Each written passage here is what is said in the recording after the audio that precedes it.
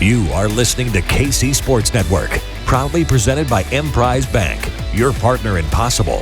What's up, Chiefs Kingdom, and welcome to this special episode of Sometimes Weekly Sports and Stuff here on KC Sports Network. I'm BJ Kissel with special guest in the 2022 Chiefs Fan of the Year and the NFL Fan of the Year nominee for the Chiefs, Dr. Amy Patel. Amy, thank you so much for joining us. I'm excited to chat with you and figure out how this all came about. I've been seeing all the other stuff you've been doing. I saw the social media posts and all the different things of you going to the games, and I'm excited to learn more about this, how Chiefs fans can help, and just learn a little bit more about your story. Yeah, thank you for having me. It's such an honor and just meeting you. I'm really on cloud nine right now. No, the honor is all on this side. I have been doing this for a while of talking with very important people, and you are the next in line of important people that I get to talk to. And that has been a lot of fun for me. And it's one of the things I love about this show and this interview style podcast that we've got here. But for the Fan of the Year, just real quick, can you give a little background on what it is? And then we'll get into kind of how it came about. But what is this NFL Fan of the Year contest all about? Sure. So the Fan of the Year contest was established by the NFL in 2020. So it's still pretty new. And essentially each team chooses their Fan of the Year. And it's based on not only the love of your team, but it's based on a community impact. So I was incredibly honored and completely blown away to be chosen as this year's 2022 Chiefs Fan of the Year. And it's based on, again, my absolute love, passion for the Chiefs and my community impact that I've been so blessed to be a part of in the Kansas City area since I moved back to the area to practice in 2018.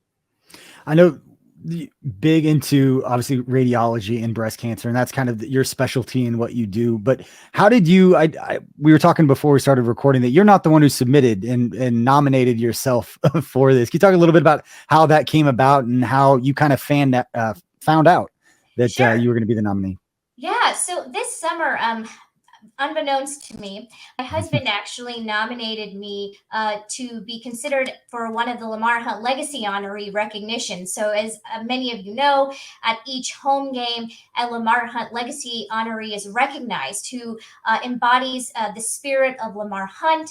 And a lot of that is based on community impact and service. Well, in the summer, he nominated me. And then about 6 weeks later, I get a phone call from the Chiefs. And the Chiefs say, congratulations, you are one of the Lamar Hunt Legacy Honoree finalists, and we need to ask you a few questions. So they proceeded to interview me for about 30 minutes. It's a 30-minute interview. And then they said, okay, in 2 weeks, you'll hear from us whether you were chosen or not. So 2 weeks roll around, I get a call, and they're like, congratulations, you've been chosen as one of the Lamar Hunt Legacy Honorees, and we want to recognize you at the home opener. I'm like, this is so cool. Like I was completely honored, blown away.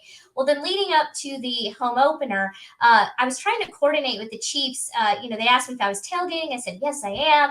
And the tailgating location, they kept wanting me to change it comparatively to where I usually tailgate.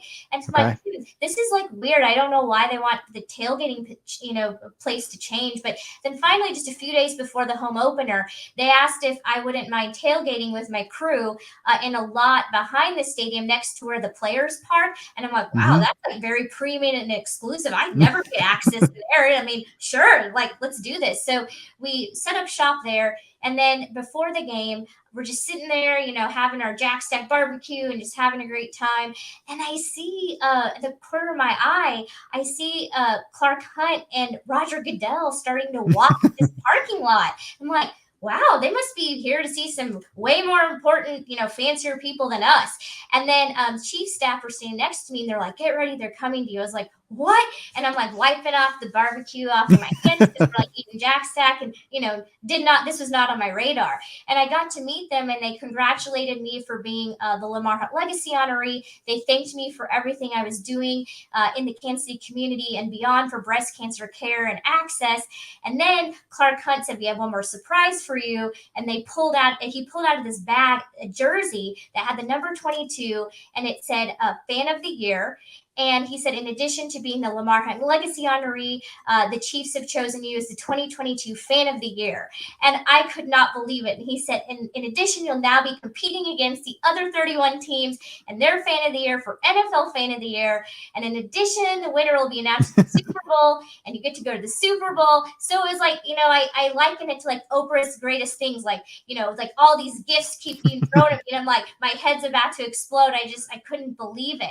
And just to be recognized for not only my love of this team since I came out of the womb, to what we've been doing in the Kansas City Metro and the state of Missouri, actually, to really help not just women, but everybody who is affected by breast cancer. It's truly meant the world to me. And it's just something that will be, I'll never forget for the rest of my life.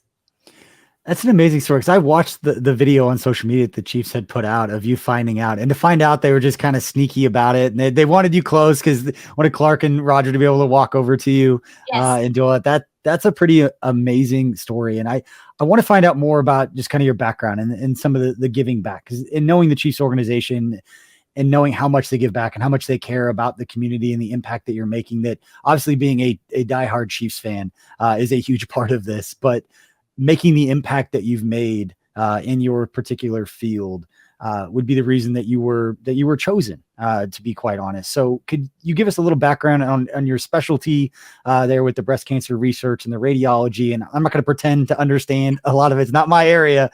But in reading through it and how accomplished you are, it is quite amazing. And your story of coming back and why you came back to kind of help this area in that way. I know a lot of people, especially people as humble as yourself and us talking a little bit before we started recording, I'm going to give you all of the leeway to brag on yourself a little bit and talk about what you've done and why it's important to you. Sure. So I was born and raised in Chillicothe, Missouri. So I grew up a rural gal, loved the Chiefs, football's life in the Midwest. But where I grew up, I saw growing up a lack, honestly, of there were a lot of healthcare disparities, specifically in rural America. And I saw that firsthand growing up there. Well, I ended up going to medical school at the University of Missouri, Kansas City. I got into the 6-year med program out of high school, which was a dream come true. This rural kid, I never thought I'd get into that program, but somehow they took a chance on me, and I trained there. And then from there, I did a radiology residency at the University of Kansas down in Wichita. They've got 2 branches. I went down to Wichita to do my training, and then did a breast imaging fellowship after residency, which is basically 1 year where you just focus on breast cancer and disease and detection. And that's all I did all day long at Washington University in St. Louis. After I graduated in 2017, I took a job at Harvard University at one of the Harvard hospitals in Boston, Massachusetts. And it was a great experience, and I learned so much. But in the back of my mind, I knew that I needed to go home because we had such a lack of breast care. We had so many breast care inequities and just a lack of equitable care and access. And I knew that. So I tried to soak up as much knowledge as I could in Boston. And then in 2018, I had this awesome opportunity to build a comprehensive breast program at Liberty Hospital, which is in the North, Kansas City area, Liberty, Missouri. And it has just exploded. We now serve patients all the way up to Southern Iowa. We have patients from Nebraska, Kansas. I had a patient recently drive almost 14 hours to come see me. So we've really done a great job to try to bridge the gap for breast care and specialized breast cancer care, bringing in physicians who their area of expertise is breast cancer and disease, because again, there's just such a lack of that expertise, particularly in this Northwest Missouri corridor. I'm also on faculty at the University of Missouri, Kansas City, where I'm able to do research clinically through UMKC and Liberty when it comes to early cancer detection in the realm, particularly of 3D mammography and artificial intelligence. So these have been a huge things that have been meant so much to me. We've made such great strides. But in addition, one of my other loves is particularly radiology political advocacy. So I was able to work with Missouri legislative officials particularly to pass two critical pieces of breast radiology legislation in 2018 and 2020 for women, particularly those who needed access to 3D mammography and those who are high risk for breast cancer who might need earlier imaging surveillance and more frequent imaging surveillance. So that those pieces of legislation allowed access for hundreds of thousands of Missouri women. So we're, our work is not done. We know that men get breast cancer too, and we're working on ways to bridge the gap for breast inequities for men as well.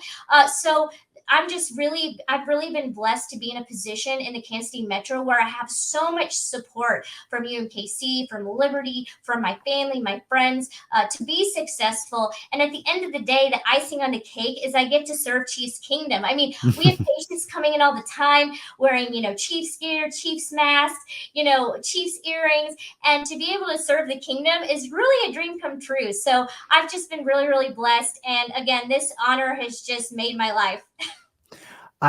I love interviewing people, and especially about things that they're really passionate about, because we could sit here and talk about the Chiefs, but hearing you talk about why you did it and what you did and how you went about it, you start talking really fast, and you could just tell, you could see the passion oozing out of you and why you did it.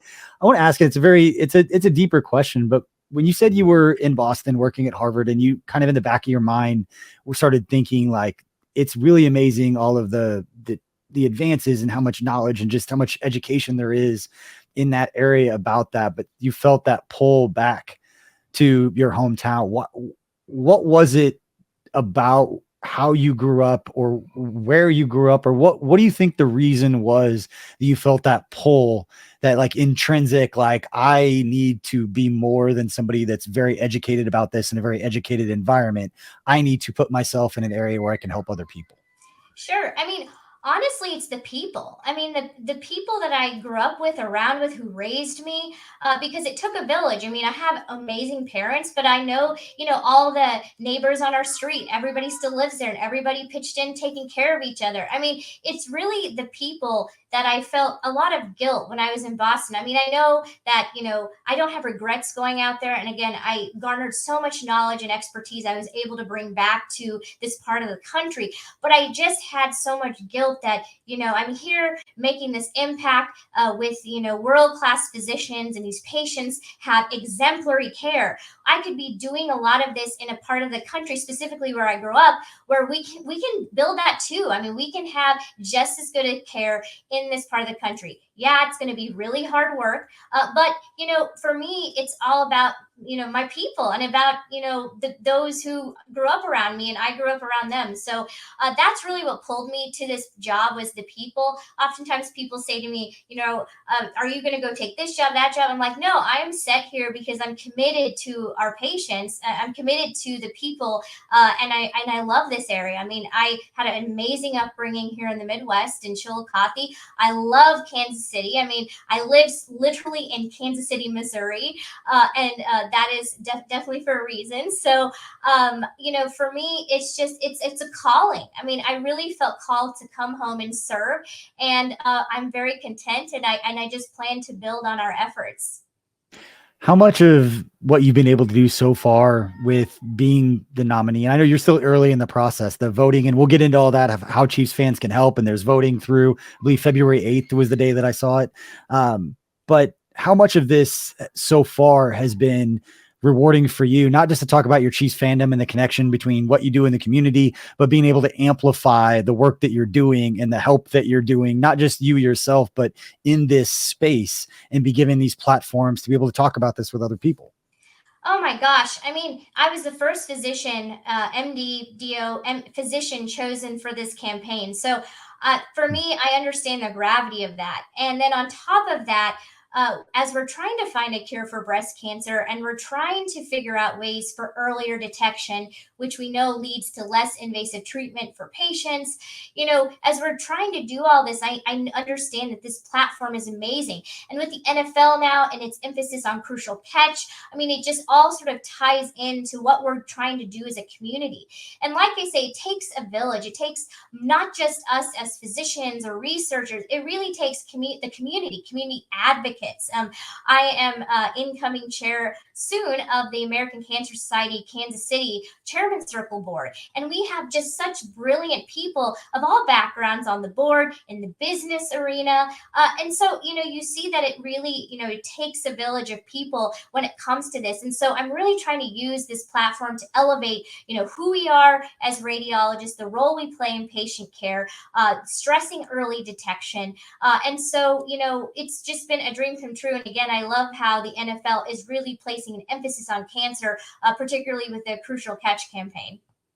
All right, we're gonna talk a little bit about the Chiefs now. We're gonna get back, but to let people know, there's the NFL Fan of the Year, which I believe would be announced. Is that also being announced at NFL Honors, or is that announced during the game? Because I know that the ultimate Fan of the Year, which is the fan voting part of this, the voting is through February 8th, and the winner of that will be announced at NFL Honors, which is Thursday, February 9th, and that's the online voting, which Kansas City and Chiefs Kingdom have always been very good with online voting. And we'll post the link on our social media. It'll be in the description of this page at NFL.com/honors/fan of the year/2022, or you can just Google NFL Fan of the Year voting and it'll pop up. I did it a second ago.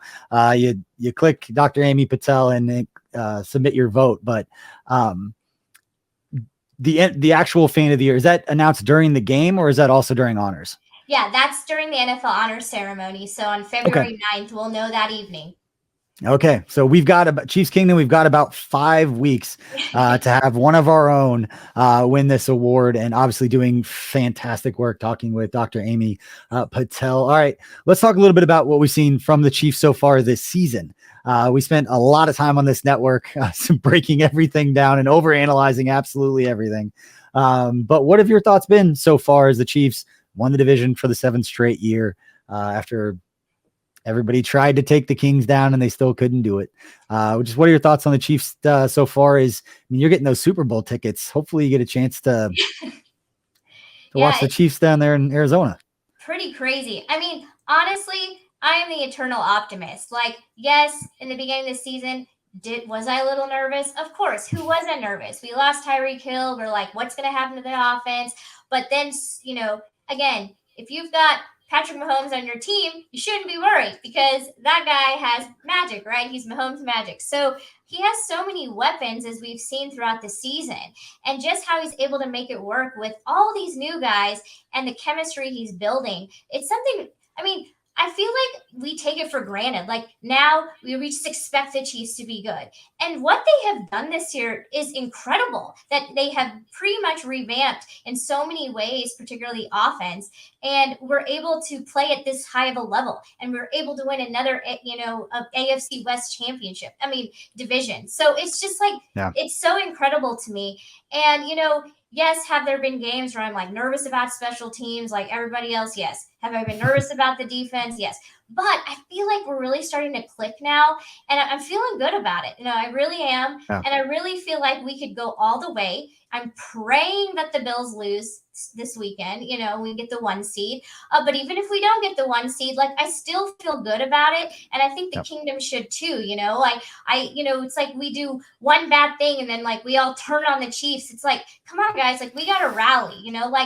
Harrison Butker, he missed him, but the last game he was perfect. We just have to rally together, and we're gonna be okay. So I'm feeling cautiously optimistic. Overall, I'm feeling pretty good, and I'm just praying we get to the Super Bowl. But I think we have a really good shot.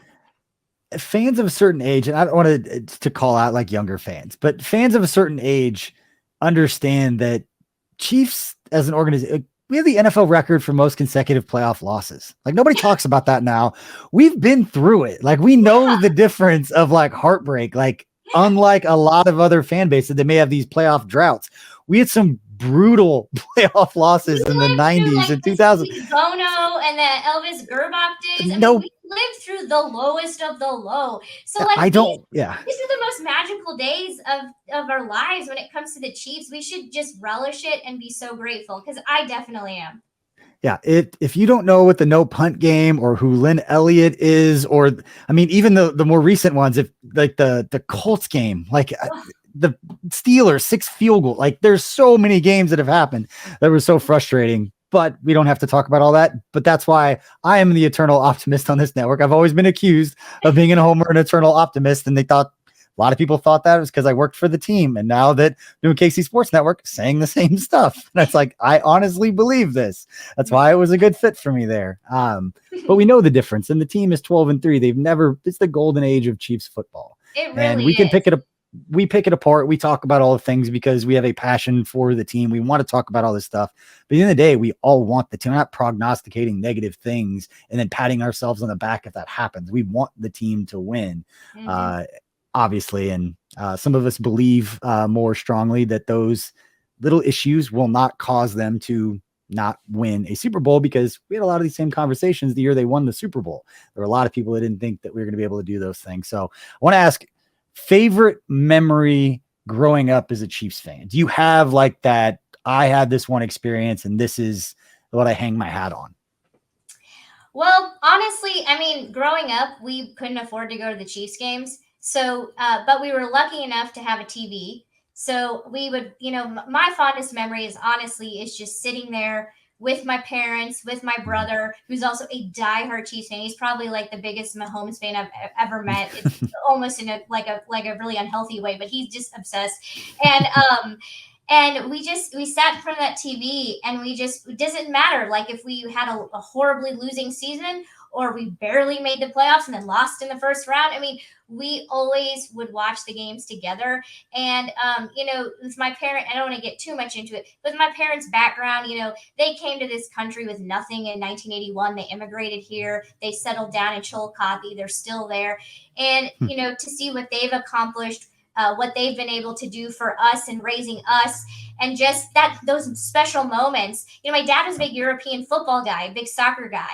And when he came here, he became so engrossed with the Chiefs, because everybody he met in Missouri was just all about the Chiefs, good or bad. And so he basically brainwashed my brother and I to love the Chiefs since, again, we were born. And those are just special moments to see kind of where we started and where we are now. And I told my dad, one day, if I become a doctor, once I get to the point where I could afford season tickets, I'm going to go for it. And finally, I got into a position in 2019 where I was able to purchase season tickets and go in with my now husband. So it was like a dream becoming like that was realized. So for me, that's like a really special time in my life, just looking back, sharing these moments with my family. And now I actually get to go to the games and witness it in person. And it's just so special. I've said for a long time that the thing that's special about Chiefs Kingdom, I'm sure it happens with other fan bases, but how generational it is, and spending those moments and having those stories and those moments with your family and your friends, and just the things that you kind of hang your hat on. For me, it was, we were lucky enough that I got to go to games with my dad. That was kind of like our thing growing up, and he passed when I was in college. And then thinking back and reminiscing on all those memories, it wasn't even being at the game. It was, we'd always take the same route. We'd stop at the same McDonald's. I'd get the same thing. We'd sit in the parking lot. We'd eat. We'd listen to one-on-one to Fox, and then we'd walk into the same tunnels together and did all those things that everybody's got those stories. And that's why that the fandom, it's so much stronger than just, hey, I root for this team. It's like, no, this is a huge part of my favorite memories with the people that meant the most to me when I was growing up. And all those stories are different, but it doesn't make them any less impactful for anyone else. But Dr. Amy Patel, before I let you go, again, very broad question, but just this whole process and your willingness and your platform now to carry that flag for Chiefs Kingdom with this contest. Just what has this all meant to you to not only as a Chiefs fan, but to shine a light on what you've made such an important impact with your professional work and the way that you've gone about it? Just what has this whole thing meant to you? It's truly meant the world. I've been really fortunate to accomplish a lot in my career thus far, but I've been telling everyone, I mean, this is one of, I feel like, the most crowning achievements of my life. Like, it was never on my radar that the Chiefs would ever even consider me. And then on top of that, to meet the commissioner and to meet Mr. Hunt, and they were very down to earth. And then for, Commissioner Goodell to talk about how, breast cancer is near and dear to his heart, because unfortunately his mother had passed from breast cancer, and just that relatability. I'm like, this is such a surreal experience in my life right now. And I just feel so grateful. And again, I'm working really hard to win this, not for me, but for Chiefs Kingdom, because I truly believe we have the best fans in the league. I know I'm completely biased, but I do feel that we have the most passionate, diehard. We do not have fair weathered fans. That everyone's showing up. I mean, I went to the game last weekend, and I mean, it was full. I mean, people love this team. You know, good days, bad days, whether it's -4, whether it's 110, we are there, and I want to win this for the Chiefs Kingdom, whom I love so much. Love to hear it. Chiefs Kingdom, if you're listening to this, and I know you're out there listening and you want to help, or if you're watching on YouTube, how can you help? You can go to the link in our description, or like I said, go Google NFL Fan of the Year voting. The page will be the first thing listed there. Click on it, go down, find Dr. Amy Patel, vote. You can vote as much as you possibly can. Tell your friends about it. Chiefs Kingdom, we know we're very good at online voting. We always have been. Let's support Dr. Amy Patel and win this one for her. And that voting, again, is through, I believe, 11:59 on February 8th. Right before NFL Honors, which is Thursday, February 9th. They'll announce the ultimate fan winner, which is the online voting. And then they'll also announce the NFL Fan of the Year. And we are rooting for you. Hopefully you get a chance to watch the Chiefs in the Super Bowl down there. I want to ask, who are you taking to the game with you? Have you decided who's going to the Super Bowl? I got to take my husband. I mean, he's the reason why this all started. Fair. Who was more... I want to know how excited he was when he found out how all this happened and how surprised he was. Did he know when they came? Sorry, I'm going off here, but did he know when they came over? Nobody knew. Okay. He didn't know. And he literally had tears in his eyes. I mean, he was just, that's amazing, because he grew up in Iowa, but diehard Chiefs fan in Iowa, even though he's in Iowa. And so he just couldn't believe it either. And, and then they asked me, Commissioner Goodell and Clark Hunt, like, who are you taking? And I said, my husband, Joe, and I brought him over, to meet them. And he's like, I'm holding her to it. She said she's taking me. So that's pretty good. Hopefully you get a chance to watch the Chiefs and they win some games here down the stretch. But Dr. Amy Patel, thank you so much for joining us in this episode of Sometimes Weekly. Again, Chiefs Kingdom, get out there and vote. You can find the link in the description of this show. We'll be promoting it on social media at KC Sports Network as well. But appreciate everybody for hanging out and listening. Appreciate you for sharing your story. And yeah, go Chiefs. Go Chiefs.